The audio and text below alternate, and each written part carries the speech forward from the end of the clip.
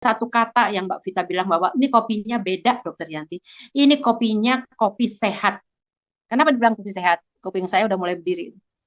Karena ini ada ganodermanya. Oh, oke, oke, ada ganoderma. Saya kebetulan cukup paham lah tentang ganoderma karena saya punya kapsul ganoderma yang saya kasih untuk pasien-pasien yang berat lah, pasien kanker kayak gitu ya, itu terbantu sangat dengan ganodermanya. Ya, saya tertarik sama produknya.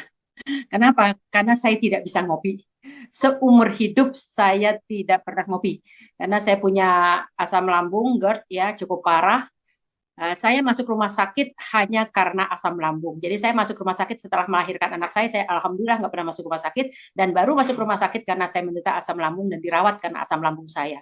Dan kopi adalah prohibited, nggak boleh sama sekali minum kopi karena nyeruput sedikit aja sudah mual, muntah dan sebagainya.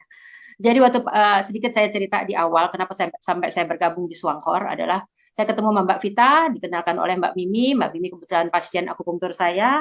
Mbak Vita ternyata teman saya sudah lama ya di satu tempat. Nah, Mbak Vita bilang seperti ini, ya, Dokter Yanti, sekarang saya bawa kopi. Wah, salah jurusan, saya bilang gitu.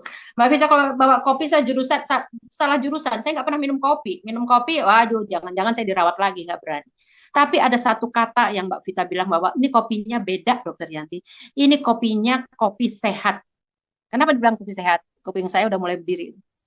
Karena ini ada ganodermanya. Oh, oke, oke, ada ganoderma. Saya kebetulan cukup paham lah tentang ganoderma karena saya punya kapsul ganoderma yang saya kasih untuk pasien-pasien yang berat lah, pasien kanker kayak gitu ya, itu terbantu sangat dengan ganodermanya.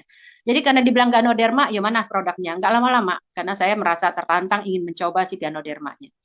Aduk punya aduk, kopinya diminum, tapi tetap karena saya pernah dirawat gara-gara asam lambung, jadi saya nggak berani minum satu cangkir, saya hanya minum sepertiga.